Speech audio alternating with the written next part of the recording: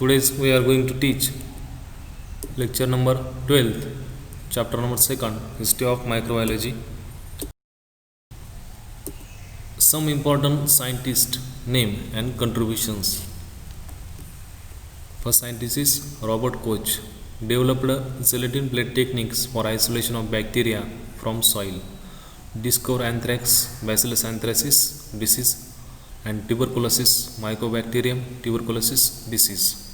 तर आजच्या लेक्चरला आपण काही सायंटिस्ट, महत्त्वाचे सायंटिस्ट म्हणजे शास्त्रज्ञ आपण बघणार आहोत, त्यांचं कंट्रीब्युशन. एक्झामला ज्यावेळेस सेकंड सेक्शन जो आहे बी, त्यामध्ये जे ऑब्जेक्टिव्ह जे असतात क्वेश्चन नंबर 11 आणि 12 20 मार्क्ससाठी, तर सेपरेट 5 मार्कासाठी सायंटिस्ट कंट्रीब्युशन विचारलं जातं.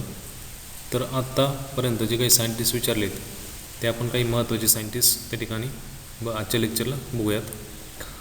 पहिलं सायंटिस्ट आहे Robert Koch. Developed gelatin plate techniques for isolation of bacteria from soil. Gelatin plate technique जे आहे आयसोलेशन ऑफ बॅक्टेरिया, विलगीकरण सॉईलमधून जे काही बॅक्टेरिया जे असतील, बॅक्टेरियाचं विलगीकरण कसं करता येईल ते रॉबर्ट कोच यांनी कंट्रीब्युशन केलं आहे त्याचं.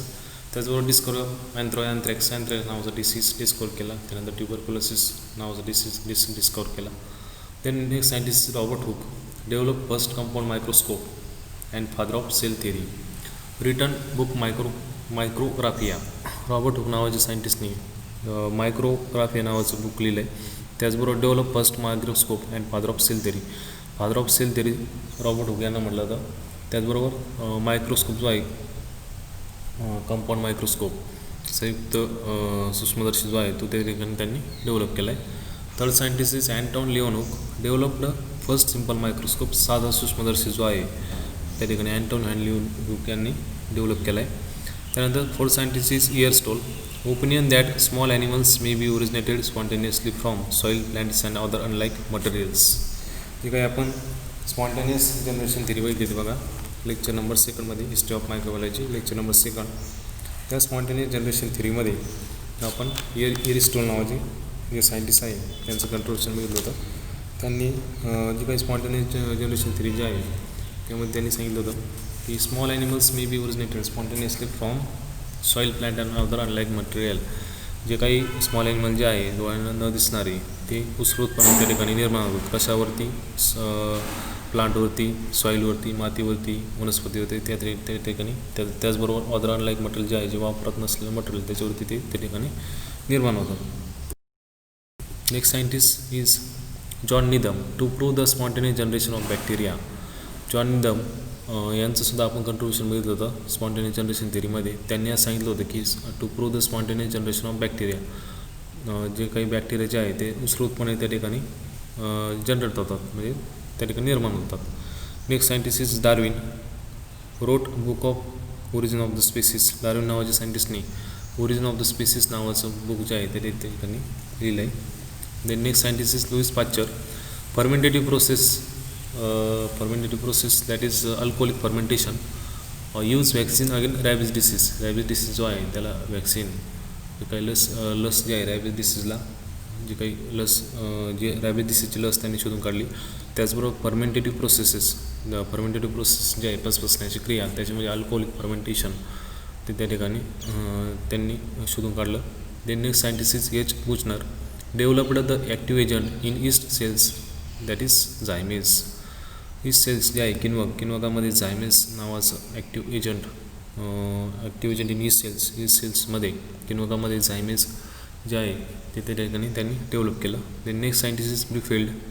Developed the techniques of single cell isolation for soil fungi. Introduce the practices of isolation single cell of fungi as well as the cultivation of fungi on solid media. Fungus जो आहे बुरशी, ती solid मीडियामध्ये, द्रव माध्यमामध्ये आपलं त्या ठिकाणी ती वाढते. तर त्याचं त्यांनी introduce and practice of isolation of single cell, म्हणजे त्यांनी विलगीकरण केलं सिंगल सेल फंगीचं आणि ते त्या ठिकाणी त्यांनी दाखवून दिलं. Then next scientist is Joseph Lister. Introduce pure culture concept, father of aseptic surgery और असेप्टिक टेक्निक. जी काही असेप्टिक सर्जरी जी आहे, जे आता आपण मागच्या लेक्चरला बघितलं, जी काही असेप्टिक सर्जरी जी केली जाते यांना इंट्रोड्यूस प्युअर कल्चर कन्सेप्ट जे आहे, प्युअर कल्चर जे बघितलं, culture containing only species of an organism called as pure culture. Pure culture जे आहे एकच मायक्रोऑर्गॅनिझम असतो त्याच्यामध्ये. ते प्युअर कल्चरची इंट्रोड्यूस म्हणजे ती टर्म जी आहे त्यांनी इंट्रोड्यूस केली.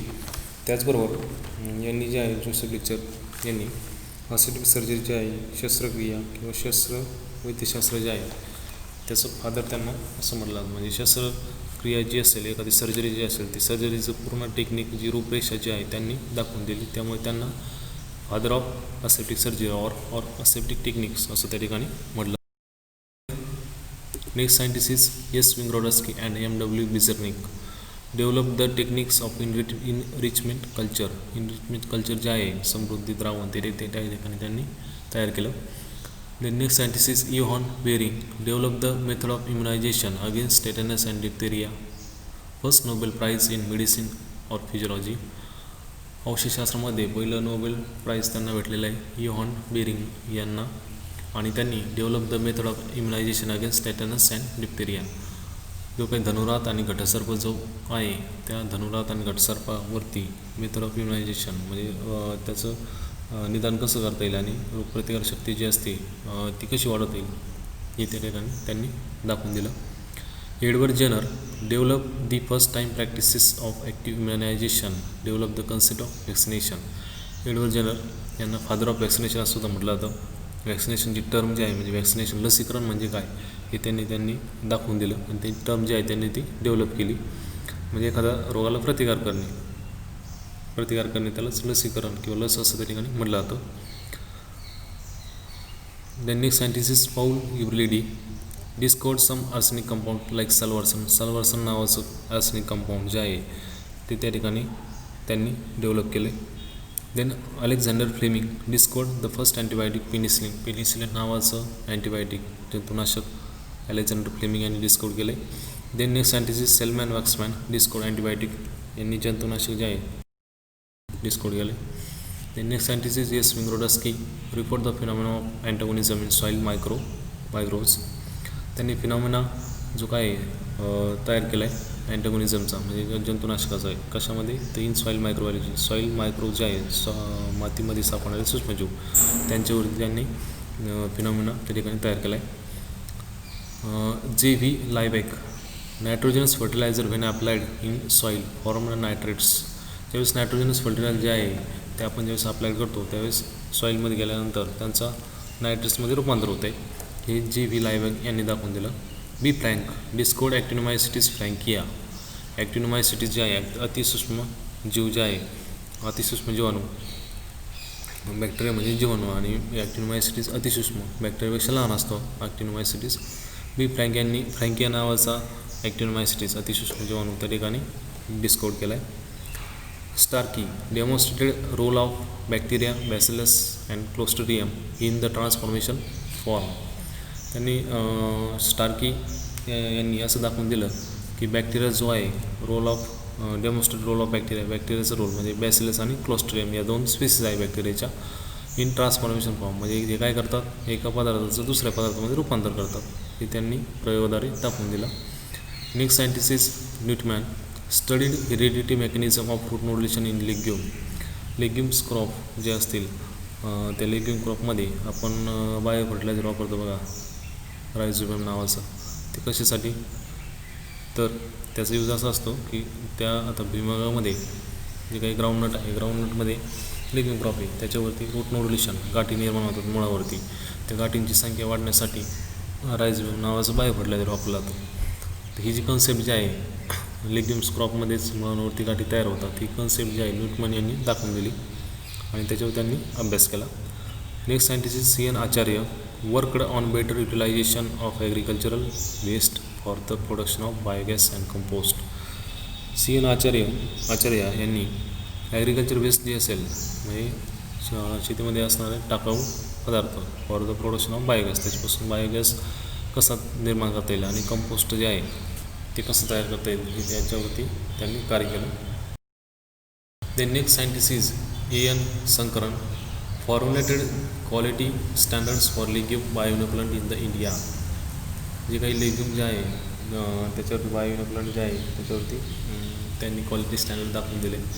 The next scientist is Sundara Rao establish the division of microbiology at IARI. Means Indian agriculture research institute new Delhi. जी काही सुंदरराव यांनी जे आहे एस्टॅब्लिश या ठिकाणी स्थापना जी आहे IARIची स्थापना त्या ठिकाणी केली. Thanks for today's watching video. Thank you very much.